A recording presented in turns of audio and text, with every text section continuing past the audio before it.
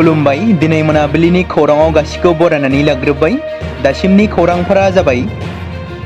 गिबि खौराङाव दङ मुंदांखा जुबिन गार्गखौ जोबथा बिदाय होनायनि उनावबो आसामाव गोबां खेब सावरायजागासिनो थादों, जेराव जुबिन गार्गनि हरखाबै रुंसारि जानानै थांनायनि गुबै जाहोनखौ दासिमबो रोखायै मिथिनो मोननाय जायाखै। बे बिथिंखौ नोजोर बोनानै गोबां समाजारि बिजोंनि गेजेरजों सावरायजागासिनो थानायखौ नुनो मोनदों।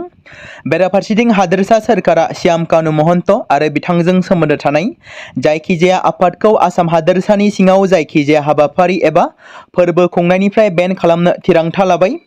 जाय बाथ्राखौ रायजोनि गिबि मन्त्रि डक्टर हिमन्त बिश्व शर्माया बावैसो सिगां ससियेल मिडिया एक्सनि गेजेरजों रोखायै पस्टनि गेजेरजों रायजो राजाफोरनो मिथिहोदों। मख'नो गोनां बाथ्रा दि जुबिन गार्गखौ श्याम कानु महन्तआनो नर्थ इस्ट फेस्टिभेलनि मुङाव सिंगापुराव लानानै थांदोंमोन। गिबि मन्थ्रिया फोरमायथिनाय बायदिब्ला हादोरसा सोरखारा जायखिजाया हाबाफारिनि थाखाय थोंजोङै एबा खेंसालियैब्लाबो जेबो राङारि अनसुंथाइ, फोसावथाय एबा हेफाजाब होनाय जानाय नङा। गासैबो बन्द जानांगोन। हादोरसा सोरखारा भारत सोरखारखौबो खावलायगोन दि बिथां श्याम कानु महन्तनो जेबो रोखोमनि जाहाथे राङारि मदद एबा हेफाजाब खालामा। नैथि खौराङाव दङ बिसायख'थि जोबनानै थांखांनायनि उनावबो 5 नं सराइबिल बियाबाव सोमजिदों हिंसायारि दुंहाव थासारि। बिटिसि बिसायख'थिनि फिथाइखौ फोसावैनि सिगांनो हिंसायारि जाथाय सोमजिदों। मिथिनो मोननाय जादों दि सिनाय मोनै दुथांफोरा सराइबिल बियाबाव इउपिपिएल दोलोनि मावखुलिखौ अरजों सावनानै गालांदों। जाय जाथायखौ लानानै ओनसोलाव सोमजिदों गुलाय गुजाय थासारि।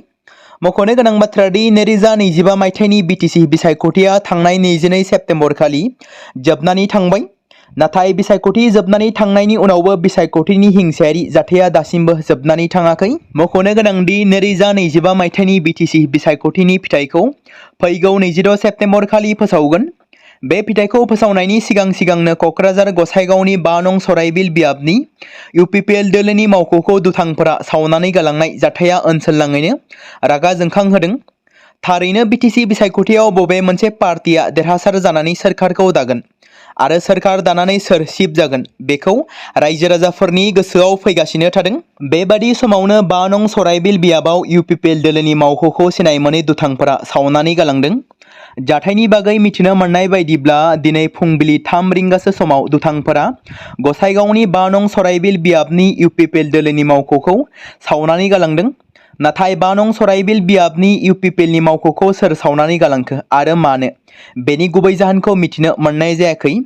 बे जालांनाय जाथायखौ लानानैनो गसाइगाव जिल्ला इउपिपिएल दोलोनि गाहाय नेहाथारि डक्टर रामतानु ब्रह्मआ गोख्रों रावजों सोंखारिदों।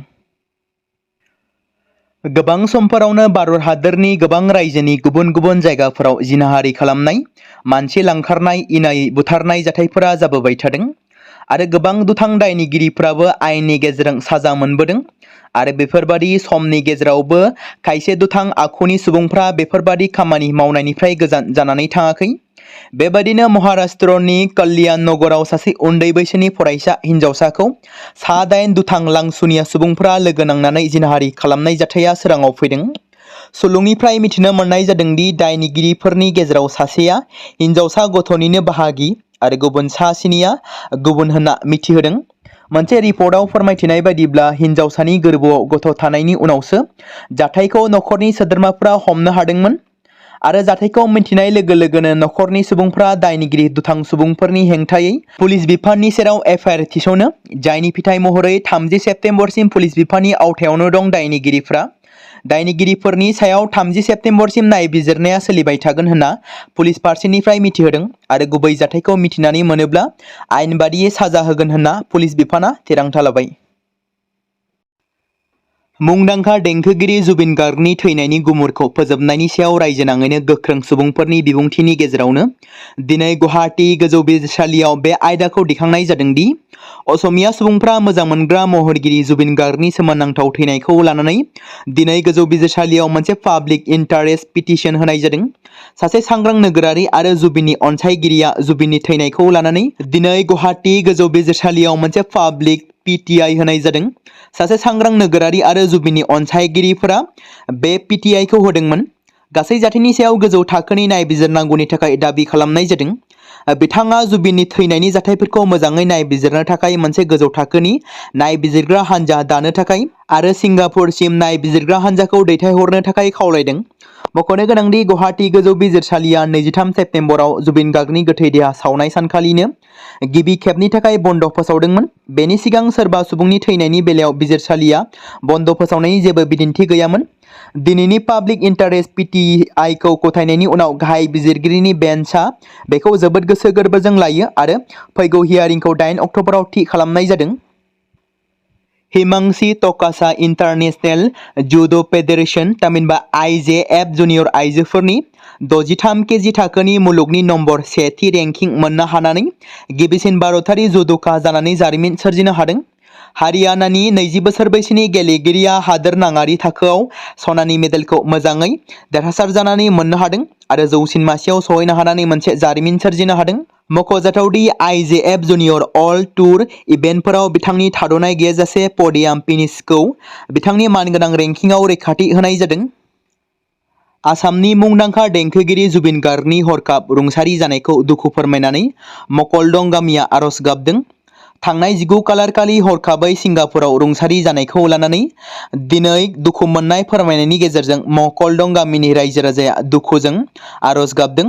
दिनै मोनाबिलिनि समाव तामुलपुर जिल्लानि बेन्दोंआव थानाय महिरेपारानि मकलदं गामिनि रायजो राजाया दुखु फोरमायदों। लोगोसे आसामजों लोगोसे सा सानजा भारतनि मुंदांखा देंखोगिरि जुबिन गार्गनि जिउमाया सोरगोआव आलो गोजोनै जायगा मोननो हाथों बेखौ बिथा खालामनानै मकलदं गामिनि बाथौ थानसालिनि लांगोनायाव आरज गाबदों। आसाम पुलिसनि मोनसे हान्जाया सानस्रिनाय जाब्रबथायाव रुंसारि जानाय देंखोगिरि जुबिन गार्गनि थैनायनि सायाव नायबिजिरनो थाखाय सिंगापुर दावबायनो थांगासिनो दं।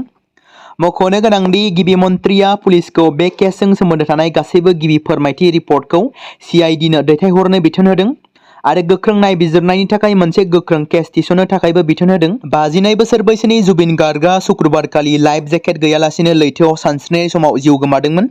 सा सानजा फोरबोनि गाहाय सामलायगिरि श्याम कानु महन्त आरो सिद्धार्थ चारनि हेंथायै गोबां FIR थिसननाय जादों। हादोरसा सोरखारा श्याम कानु महन्त आरो बिथांजों सोमोन्दो थानाय जायखिजाया आफादखौ आसाम हादोरनि सिङाव जायखिजाया हाबाफारि एबा फोरबो खुंनायनिफ्राय होबथानायनि थिरांथा लानायबो जादों। बे समाव मोनसे गोनां फोसावथाय बर' सावथुन नायनानै मोजां मोनग्रा गासै बर' रायजो राजाफोरनि गेजेराव लानानै फैदों मोनसे बर'नि OTT प्लेटफर्म गोनां जाय प्लेटफर्मनि गेजेरजों नोंथांमोना बर'नि गोदान गोजाम सावथुनफोरखौ नुनो मोनगोन। थांनाय माखासे बोसोर सिगां बर'नि गेजेराव लानानै फैनाय निउबो एप बायदिनो फिन आरोबाव लानानै फैदों बर' रायजो राजाफोरनि थाखाय। बे बाथ्राखौ मख'नाया गोनांदि 2025 मायथाइनि जानुवारि दानाव ओंखारनाय आंगो स्ट्रिम मुंनि मोनसे OTT प्लेटफर्म गोनां निउबो एपनि गेजेरजों नोंथांमोना गोबांथार बर'नि सावथुनफोर जेरै ट्रेजेडि, रमान्टिक, एक्शन आरो कमेडिजों बुंफबनाय सावथुनफोरखौ नुनो मोनगोन। जेरै सनानि नखर, थांखि गैयै समाज, अनसुला आफा, हिर', बिमा बायदि बाजै, अर, थैसाम, वान्टेड, संदान आरो रं नाम्बार बायदि सावथुनफोरा मख'जाथाव। बेफोर सावथुनफोरखौ नायनो थाखाय नोंथांमोना गिबियावनो आंगो स्ट्रिम एपखौ गाव गावनि मबाइलाव थानाय प्ले स्ट'रनिफ्राय डाउनल'ड खालामनानै लोगोसे इनस्टल खालामनानै गावनि मबाइल नाम्बारजों लगइन खालामनानै लाग्रोनांगोन। बेनि उनाव नोंथांमोना गोबांथार नुनो मोनै सावथुनफोरखौ गुगोल पे, फन पे आरो पेटिएमजों रं नाम्बार सावथुनखौ नायनो थाखाय 60 रां आरो संदान सावथुनखौ नायनो थाखाय 80 रां, वान्टेड सावथुनखौ नायनो थाखाय 60 रां, थैसाम सावथुनखौ नायनो थाखाय 60 रां बेबायदिनो गोबांथार नुनो मोनै सावथुनफोरखौ नायनो थाखाय सुबिदा खालामनानै होदों आंगो स्ट्रिम प्लेटफर्मा। फिन नोंथांमोननि गेजेराव फोरमायबावनो लादों बर' सावथुन नायनानै मोजां मोनग्रा गासै बर' रायजो राजाफोरनि गेजेराव लानानै फैदों मोनसे बर'नि OTT प्लेटफर्म गोनां जाय प्लेटफर्मनि गेजेरजों नोंथांमोना बर'नि नुनो मोनै सावथुनफोर जेराव गोदान गोजाम सावथुनफोरखौ नुनो मोनगोन।